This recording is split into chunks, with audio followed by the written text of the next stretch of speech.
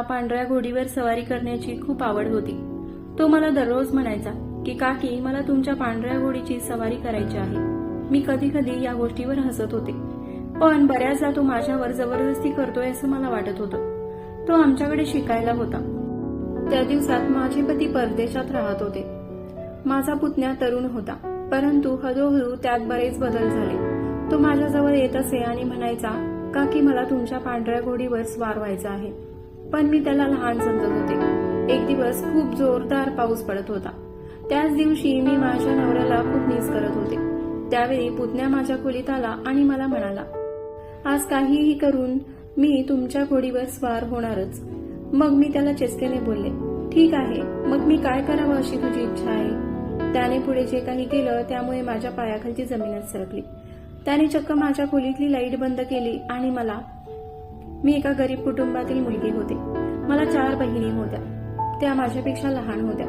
मी दिसायला खूपच सुंदर असल्यामुळे मला खूप सारी सवय येत होती. मग माझ्या वडिलांनी एक चांगलं स्थळ बघून माझं लग्न लावून दिलं. त्यांनी माझं लग्न करताना कसलाच विचार केला नाही. फक्त श्रीमंती आणि मुलाचा पगार बघून माझं त्या मुलासोबत लग्न केलं. लग्नाच्या दिवशी मी माझ्या घरी आले. घरात कोणीच नव्हतं, फक्त मी आणि माझा नवरा. सगळे नातेवाईकही त्या दिवशी माघारी गेले होते.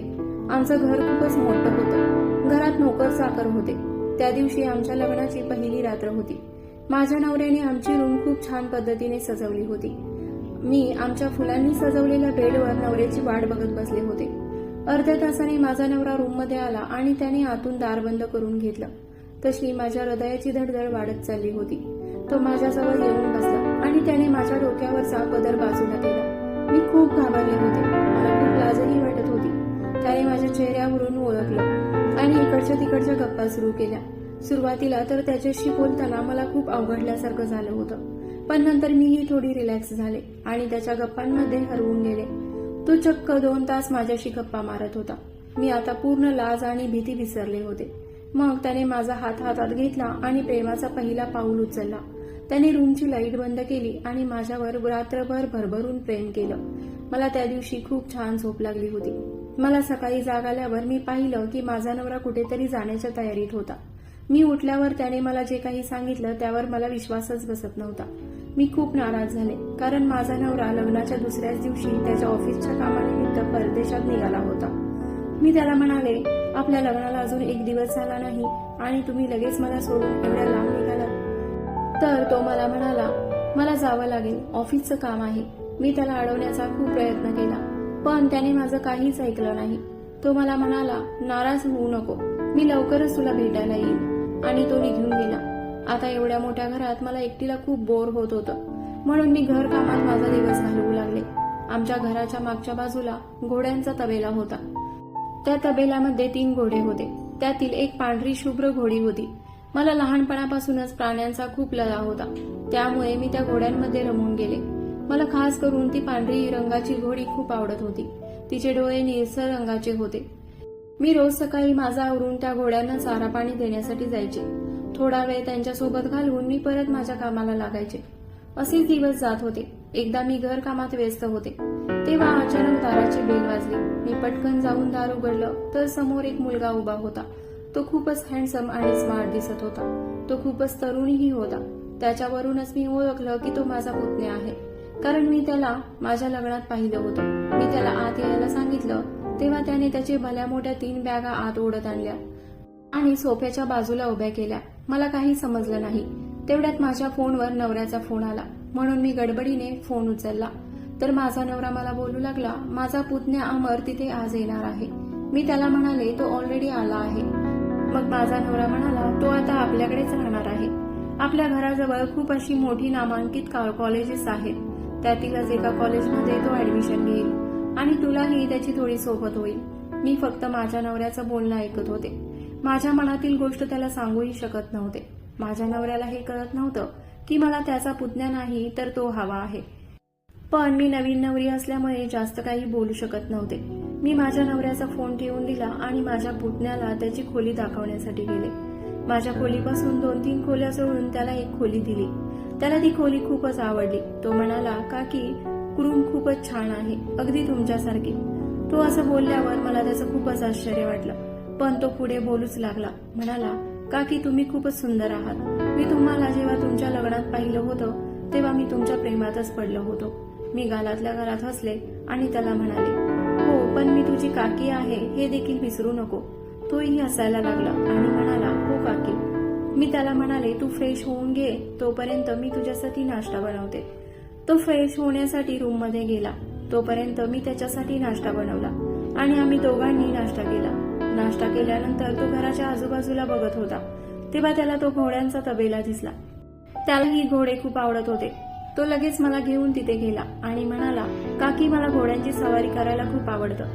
खास करून ही तुमची पांढरी घोडी आहे, तिची सवारी करायला मला खूप आवडेल. ती खूपच आकर्षक आहे, अगदी तुमच्यासारखीच. तेव्हा मी त्याच्याकडे पाहिलं तर तो माझ्याकडे तिरक्या आणि घाणेरड्या नजरेने बघत होता. पण मी त्याला लहान समजून चेष्टेत म्हणाले, चालेल, मी कधीतरी नक्कीच तुला घोडीची सवारी करेन. त्यानंतर तो रोज माझ्या मागेच लागला की काकी मला कधी घोडीची सवारी करणार आहात. मला तुमच्या पांढऱ्या घोडीची सवारी करायला खूप आवडेल.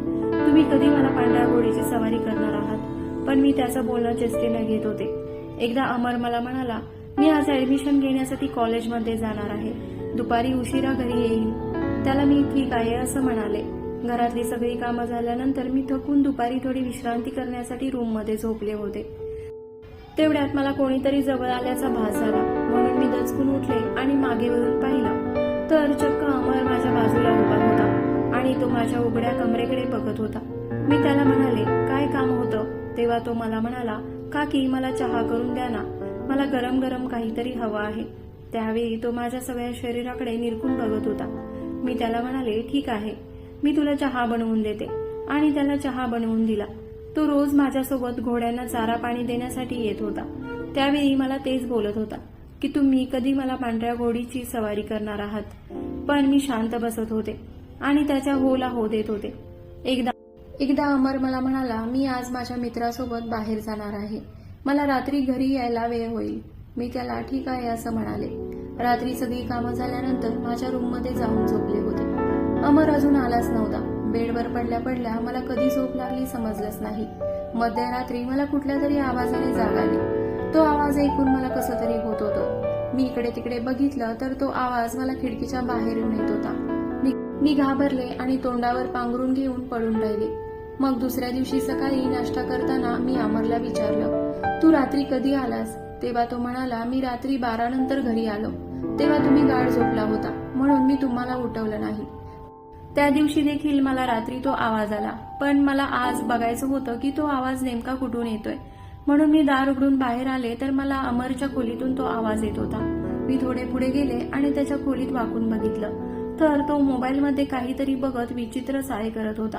माझ्या अंगावर सरसरून काटा आला आणि मी धावतच माझ्या रूममध्ये गेले आणि दार बंद करून घेतलं. मी आता हे माझ्या नवऱ्याला सांगायचं ठरवलं होतं. पण मी सांगू शकत नव्हते कारण एक तर लग्न झाल्यापासून माझा नवरा माझ्याजवळ राहत नव्हता आणि ही गोष्ट मी जर त्याला सांगितली तर तो माझ्या गोष्टीवर विश्वास ठेवणार नव्हता. कारण अमर एक लहान मुलगा होता.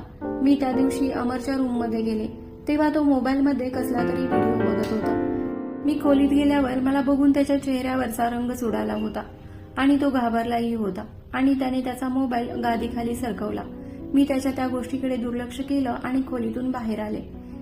मला आता तो रात्रीचा येणारा आवाज आणि अमर त्याच्या मोबाईलमध्ये बघत असणारा व्हिडिओ या दोन्हींचे आवाज एकसारखेच वाटत होते. पावसाळ्याचे दिवस होते त्यामुळे बाहेर खूप पाऊस होता.